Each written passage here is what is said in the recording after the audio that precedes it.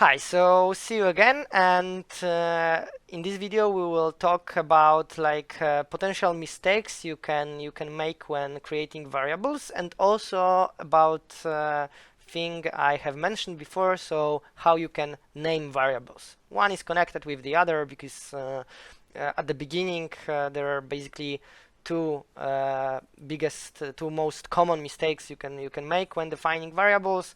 One is trying to use variable which doesn't yet exist, and second is naming the variable, trying to name the variable incorrectly.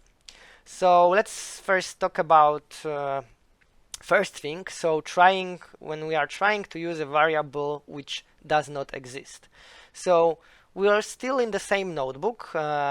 If you remember what happened so far, we have used constants, and then we have defined two variables, variable x and variable y. And now imagine that you want to, for some reason, compute something like this. X equals z plus 1. Since variable z does not exist at all yet, if we try to run this code, we will get an error. So this is the first error we see in Python. This is a big step right now. So this error is a name error. And as we can see, this name error is explained here. For many people, I guess you will have the feeling, oh my god, I mean, this doesn't look pleasant. So like a good rule of thumb is to focus on the last line of this error, which Python tries to explain to you what has gone wrong. And of course, at the beginning, these errors will not be like very, like they will be some, they will be not very easy for you to understand what is going on. But with time, you will learn, you will get accustomed to that, and it will get much easier. So basically, we have an error here.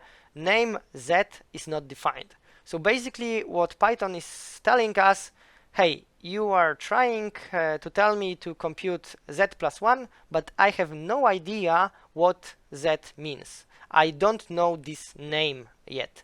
And this is an example of name error. When this happens, usually, if you are starting to run code in not from top to bottom, and you define some variable some later in the code, and then open the notebook again, this variable has not yet been defined because you have defined it in cells below. So then you have to change the order of code cells. Another possible scenario is that you have defined a variable before here, for instance, z equals 8, but then you have deleted a code cell. You can delete cells in notebooks. So imagine you have been working with a notebook, and you've created a cell, but then you've deleted it, and then you have a name error like this because you haven't defined the variable. So this is a possible scenario how it happens. Of course, there are many more possible scenarios, but if you see an error like this, most likely it means that you haven't defined a variable in your current version of code. You are trying to do something. You are trying to use a variable which does not yet exist. So this is the first kind of error you can get. There are many other errors which you will get when programming. Usually, most of the time when programming, most of the time you spend trying to find and fix these errors. This is called debugging, and most of the programmers spend time on that. I think this and actually trying to figure out what algorithm to use, how to solve a problem, these are the two things which take the most time, and usually debugging takes more time than even trying to figure out how to solve a specific problem.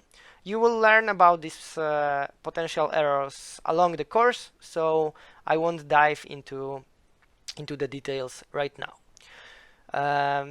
So second thing we want to talk briefly about in this video is naming variables, because this is a second potential source of errors in your code. So basically in Python you can name the variables however you want. They can be as long as you want, more or less. I guess probably there is some limit, but I don't think you will ever encounter this problem. And this is a good rule of thumb to name the variables not like we've named them before, x, y, but using the words which explain what this variable stands for. So for example, height means that someone has 1 meter and 72 centimeters height. This is air temperature. This is bank account balance. And you don't have to be afraid of using long name of variables, because usually Python will in some way help you to write these names of these variables. So for instance, as you can see, when I started writing bank, there is an option to choose. If I had more variables, I would have more variables here. To choose it, click on it, and then I have these variables, this variable.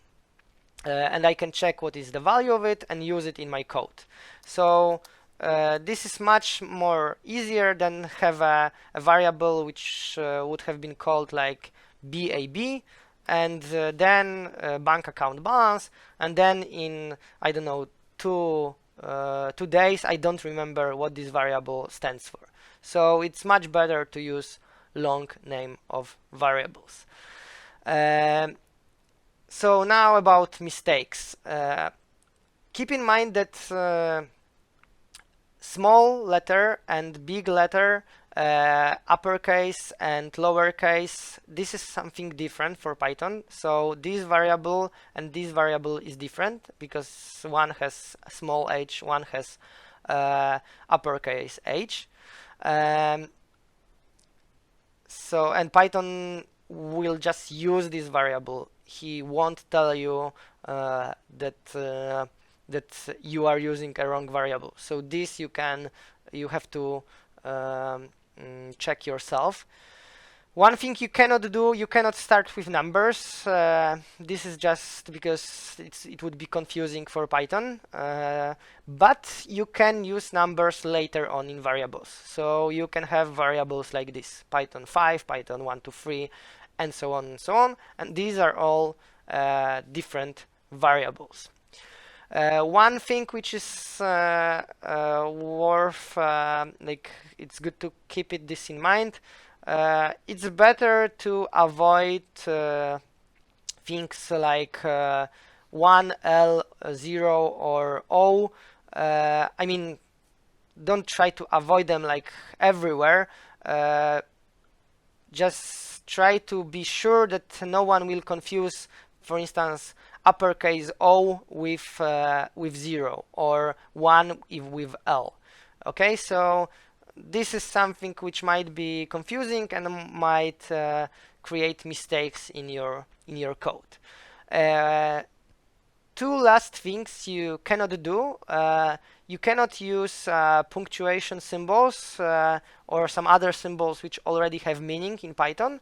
So, for instance, exclamation mark. We will learn later on in the course what is the meaning of this exclamation sign, but it has some meaning in Python. Exactly the same as plus symbol. It has some meaning in Python, so you cannot use it inside a variable name. And